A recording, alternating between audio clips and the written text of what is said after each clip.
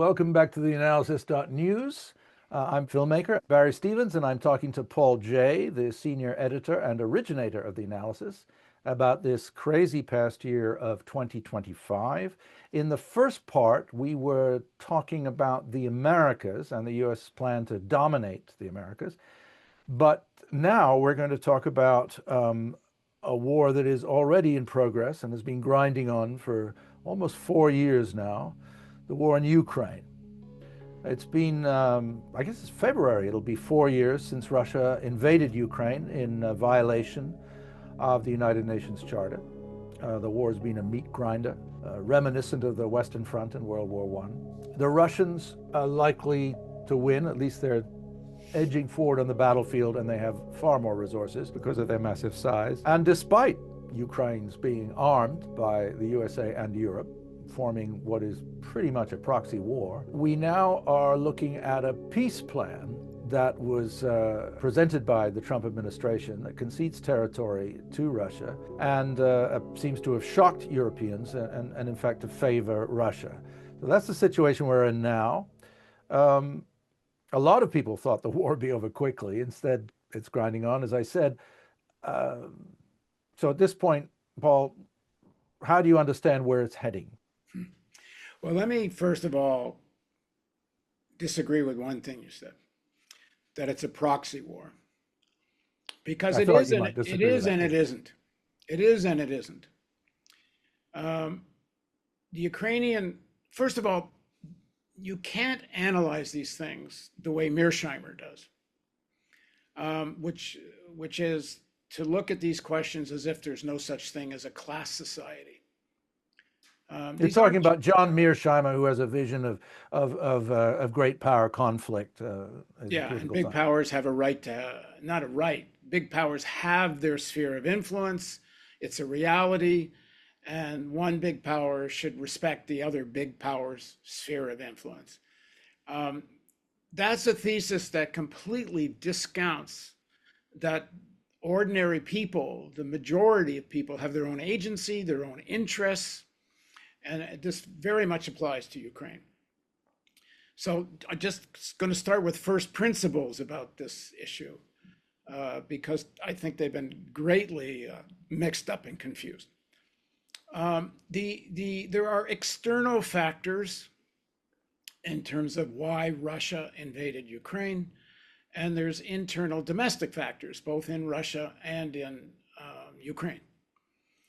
They rarely get talked about that way. I mean, there's some people do, obviously, but certainly in mainstream discourse, it's almost never talked about. The way you hear in mainstream discourse is either all Putin and the Russians are the villains, and they're like a new Hitler, and they want to take over, at the very least, sections of Europe that are close to Russia, and it's part of the old Russian imperialist outlook, and so on. That's one scenario. On the other side, there's a scenario, which is it's all about NATO. NATO provoked this, NATO expansion provoked this, and Russian is just responding in a reasonable way, a way that a big power might, or some of the discourse goes even, it's acting defensively because it was afraid that NATO and Ukraine could be an actual threat to Russian sovereignty, and so on. I think all of this is nonsense, almost completely nonsense. And the situation is far more complicated. First of all, the first principle is international law matters. The decisions of the Nuremberg trial, there's a movie out now, interestingly enough, when the Nuremberg judges said that wars of aggression are the highest form of war crime, that was the basis for what the world was supposed to be. And they didn't say it, just because it was, some pretense for the US and fig leaf and all this. They said it because the peoples of the world were demanding that kind of decision, and especially the peoples of Europe, who were so destroyed. The UN Charter makes it very clear what's a war of aggression and what isn't. And that the principle is very simple. is such and such country under imminent threat? And if it is under imminent threat, not some long-term strategic threat, not some possible threat, imminent threat, which is why when the Americans invaded Iraq, they had to come up with this fiction that Saddam Hussein had nuclear weapons and biological weapons and was an imminent threat. It was a total fabric of lies, but to give it at least the pretext, and the Americans are always looking for a pretext, even if it's fig leaf, they wanted, and why did they even want a fig leaf of pretext? Because they need to get the American public opinion on side. I mean, I don't think the Bush administration or any American administration really cares about global public opinion all that much. Nobody can enforce this international law. The only real political power that can in any way mitigate what the American government does is the American people. And as long as there's elections, and we'll see if that lasts, but as long as there are,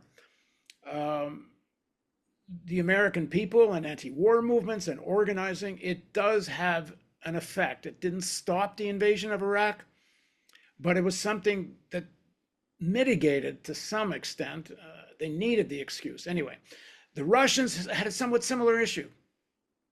The Russian people had to be persuaded that there was a threat, or they weren't going to get thousands of people to volunteer to go kill and die in Ukraine. I mean, many of the Russians really did see Ukrainians as their brothers, as almost an extension of their own people. The vast, I think, majority of Ukrainians, either Russian was their first language or they spoke Russian.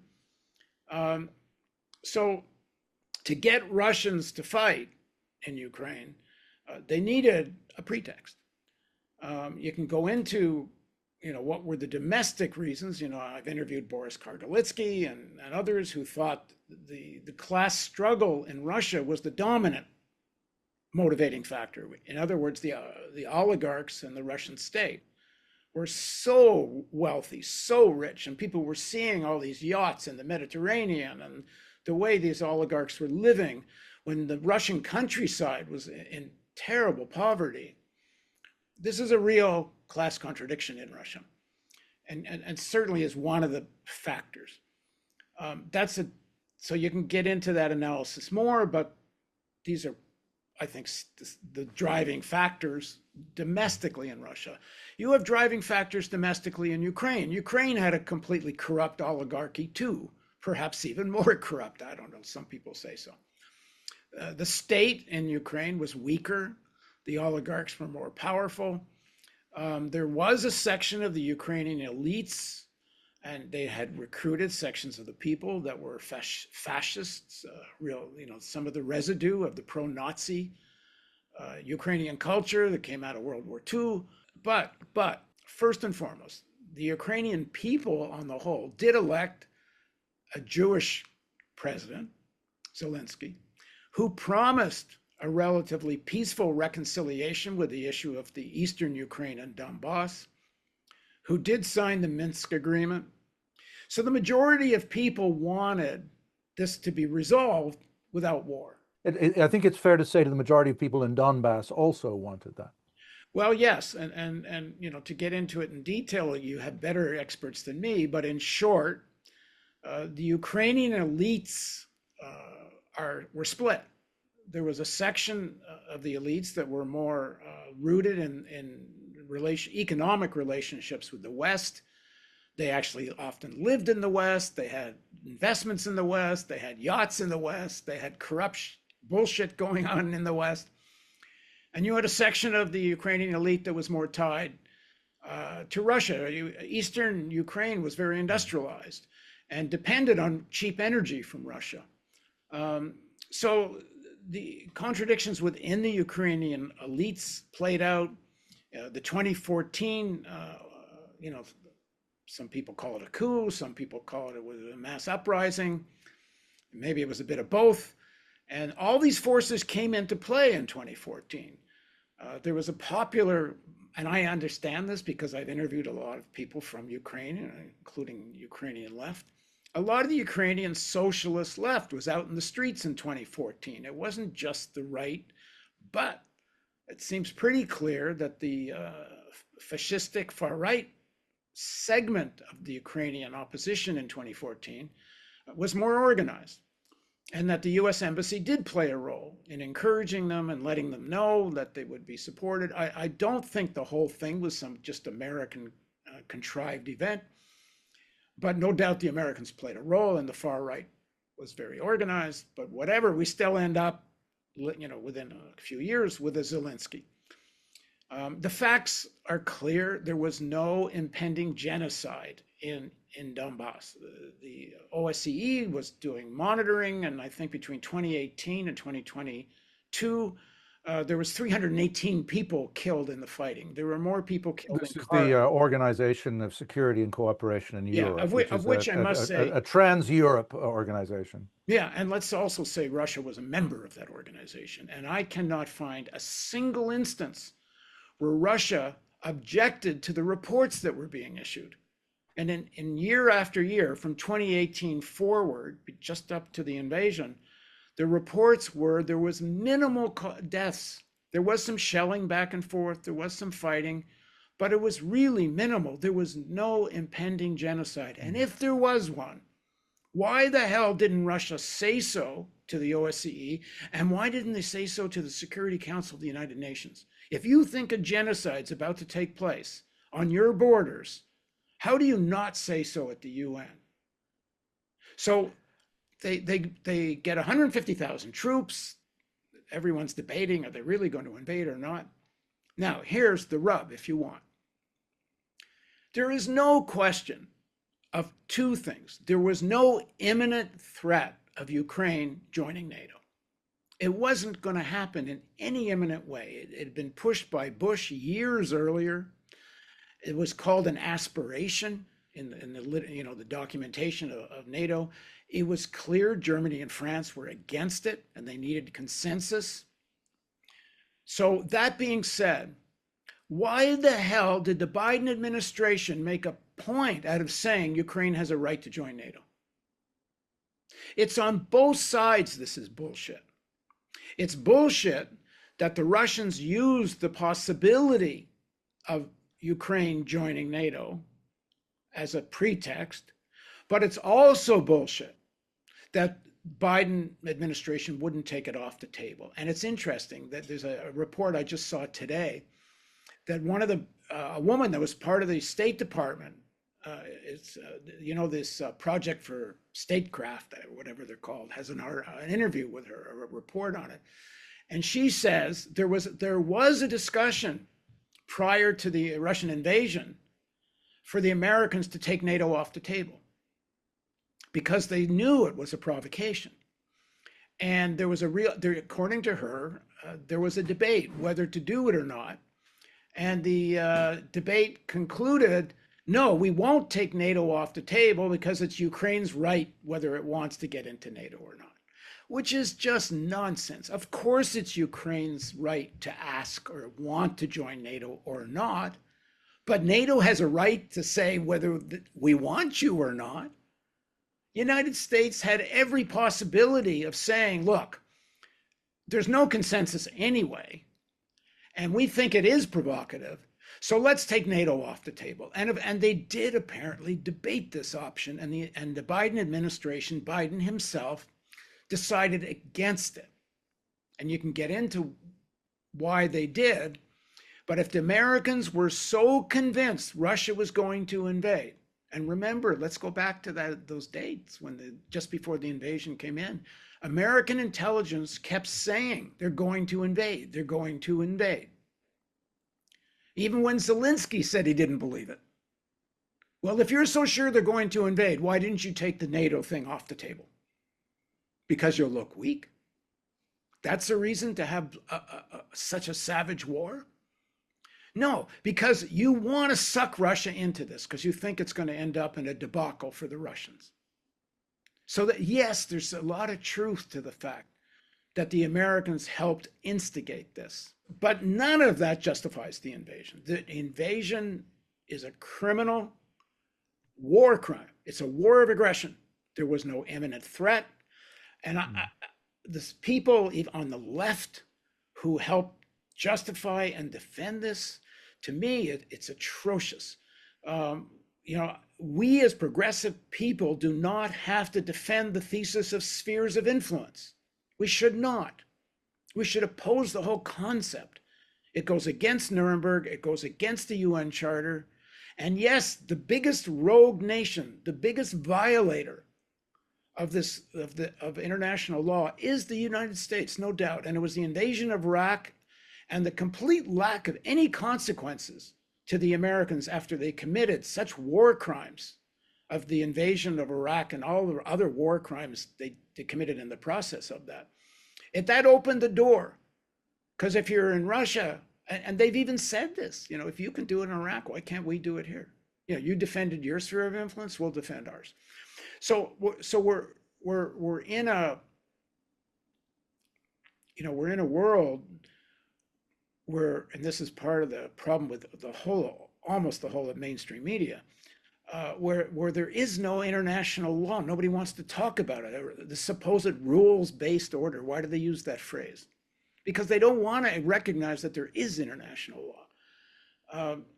And it goes back to our previous discussion on Venezuela, where the big powers do what big powers can get away with, and that's what Russia's doing in Ukraine.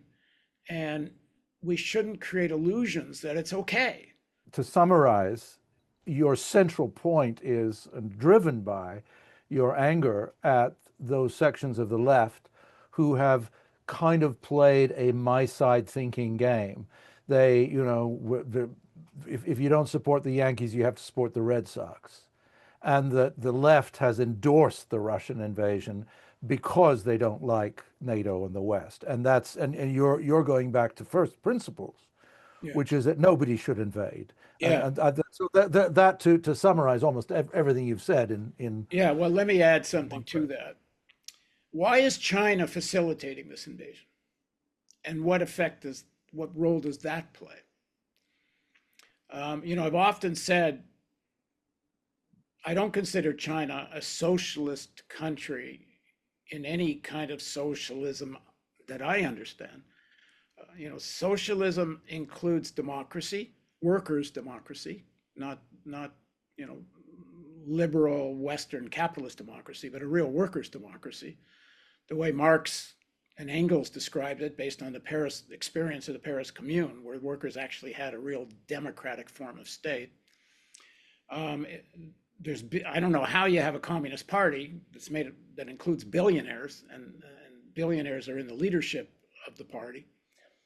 But all that being said, in many ways, we can talk about more. China's a more rational society than the United States is in many respects. But the Russian invasion of Ukraine is part of this geopolitical conflict, which fundamentally is about the United States versus China. And so China's facilitating this Russian invasion because it distracts the United States, which is part of why the Trumpian forces, which are all about isolating China, don't know what to do about Ukraine. They wish it would just go away. And they want a settlement as fast as they can. So how does this play out, I think you asked me? I guess there's got to be some resolution. I've been saying from day one, and again, the Ukrainian people as a whole, and the elites are in power, so they're leading it, but the Ukrainian people have a right to resist this illegal, savage invasion. They have a right to do it. And they have a right. There's a question there of who the they. There's a question of who the they is in the Ukrainian people, because there's a division. Well, I'll get to that. I mean, the whole Ukrainian people have that right. Now, do the people of Donbass have a right to self-determination within Ukraine? I'm always sympathetic to self-determination. Like in Canada, I support it with Quebec. I don't want Quebec to separate.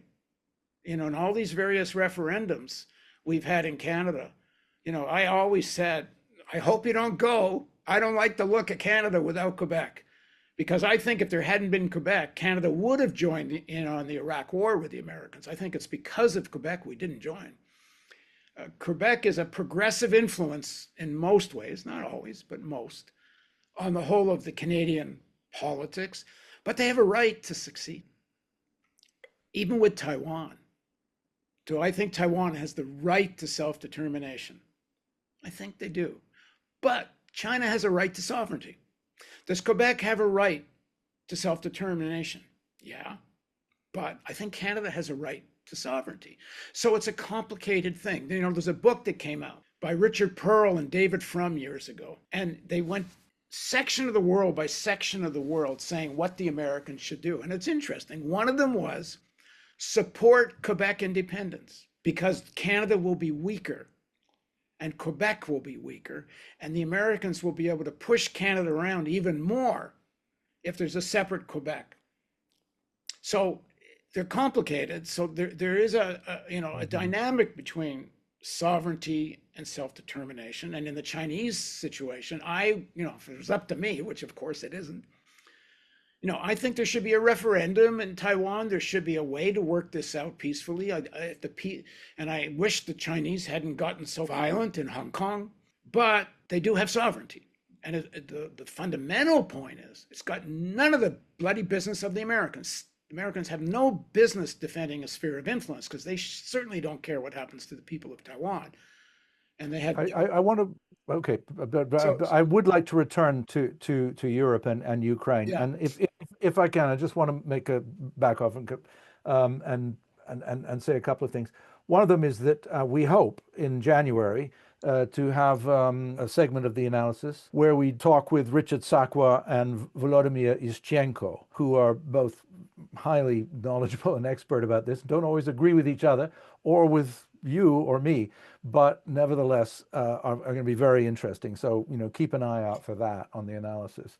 Another thing I just want to say is that one point, to use a metaphor, is that you can say that the Treaty of Versailles was incredibly unfair and punitive and unwise diplomatically and punished Germany inordinately and still condemn the Nazis and the invasion of Poland. So I would say that there is a lot to be said that the expansion of NATO from 91 right through to the early 2000s was provocative to Russia and its sensibilities, whether rational or not.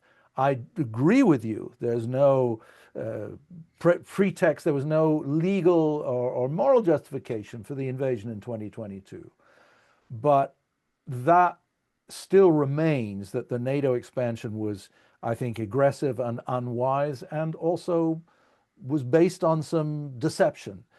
And just to finish that thought, I go back to a man a complicated figure, but that I have an emotional admiration for is Mikhail Sergeyevich Gorbachev, and his dream of a common European home, of a common security for Europe, from the Urals to Ireland, or from Vancouver to Vladivostok for that reason. And that has been undermined by various forces in Europe and the United States and in Russia. And finally, the absolute final point is just that there's a lot to be said for neutrality, for armed neutrality. A Switzerland, Austria, which never joined either NATO or the Warsaw Treaty Organization. Finland had its own arrangement, and Sweden and so forth. That functioned.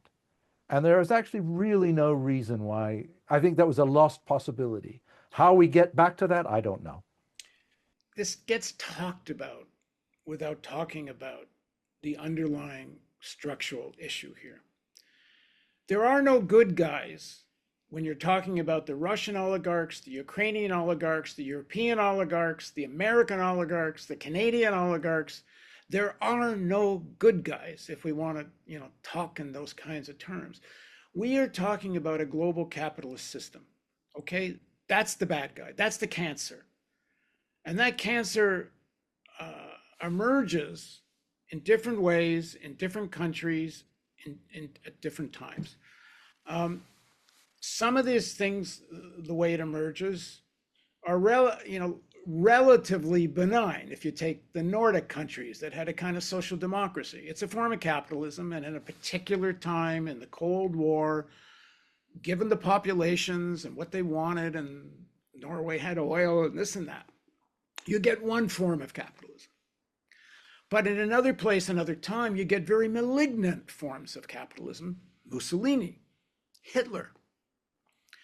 And there's in each of these countries, there will be external factors. If you want Germany, Versailles Treaty, and that whole savaging of Germany after World War I, all through the 20s, when it was the roaring 20s in the United States, it was economic crisis in Germany. There was no Marshall Plan. So the external factors and domestic factors, they're all features of global capitalism. So the Ukrainian oligarchy, I can't give you the evidence of it right now, but I'm quite sure there's sections of the Ukrainian oligarchy that want this war to continue because they're getting a taste of all that money coming in on the arms. The same thing's happening on the Russian side. There's a military industrial complex in Russia. And even though the Russian state has significant holdings in the military industrial sector, there's private ownership too. And there's a tremendous amount of money and corruption going on being made. And of course, the American arms manufacturers, this is not just a lottery win for them, the money they're getting. They're selling so much arms in Ukraine, they're running out of bullets for the American army. I mean, it's a dream for them, but it's also this testing ground for AI and new weapons. It's the company Palantir has come into being to some extent. What it is, the scale that it is because I've heard generals refer to the war and the war in Gaza as battle labs. They're laboratories. Yeah. So within the various elites, oligarchies, there is a lot of interests that want this to continue, that wanted it to get started. Dan Ellsberg had a great line about NATO. He called it a protection racket. You exaggerate the Soviet threat, and then you can exaggerate the Russian threat, and you get all of Europe paying tribute to you. And Trump's done this now.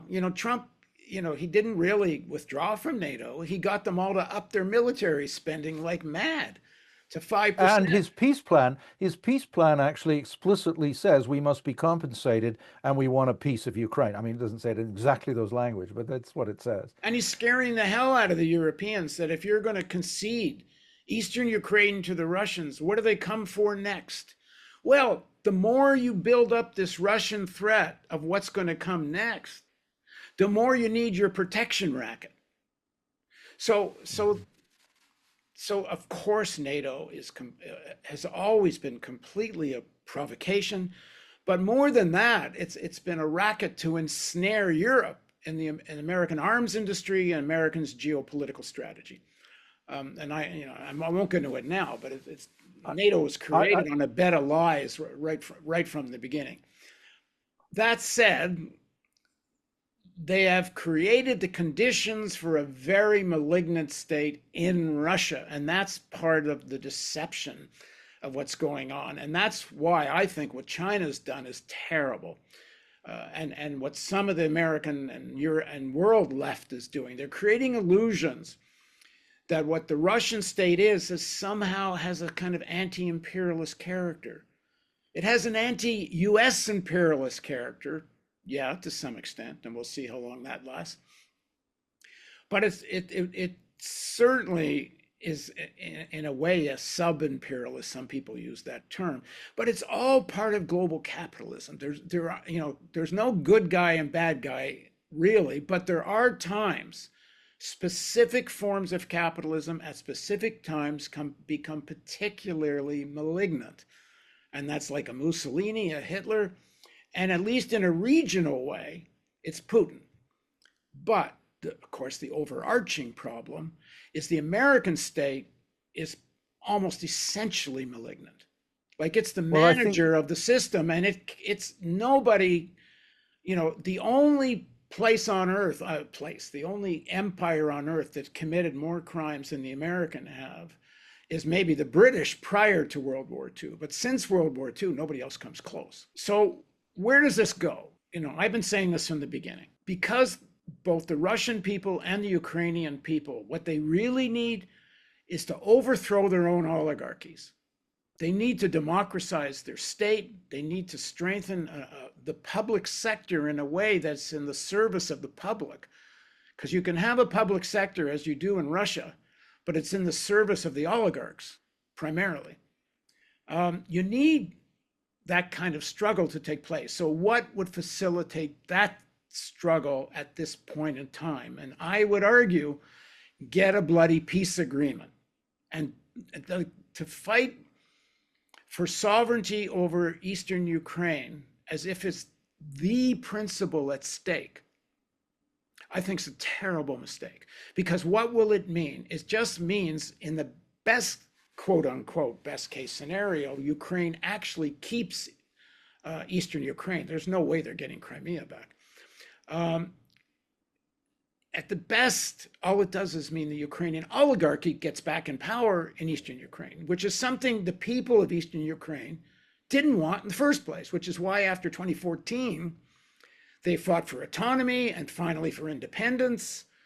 I don't know whether the people of Eastern Ukraine actually want to be part of Russia. The referendum was so controlled by the Russians. I mean, I think that's the bottom line, is we don't know what the people of Eastern Ukraine want now, particularly after such savage war. There needs to be a legitimate referendum, including the people that left under duress with a right to vote. And the people of Ukraine and the people of Russia, they need to fight their own oligarchies and cooperate with each other in doing so. How that happens, I can't say. I'm not there. And two, it's easier said than done. But should there be a peace agreement now, I would say absolutely. Even if it means, and it likely does, giving up some territory, it doesn't mean you have to stop fighting. If the people of Eastern Ukraine don't want to be part of Russia, they can fight it after a peace agreement. well, from your lips to God's ears, obviously, we would like to see a peace agreement in Eastern Europe. And we'll end that segment here, just as we ended the last segment, in hoping there would be no war. And the next time we meet, we'll be talking about the internal politics and economics of the United States of America, where in many ways is the center and where all roads point. So please join us again. Keep an eye out. And thank you, Paul J. Thank you. And don't forget, you can donate to the analysis, and don't forget to subscribe. Cheers.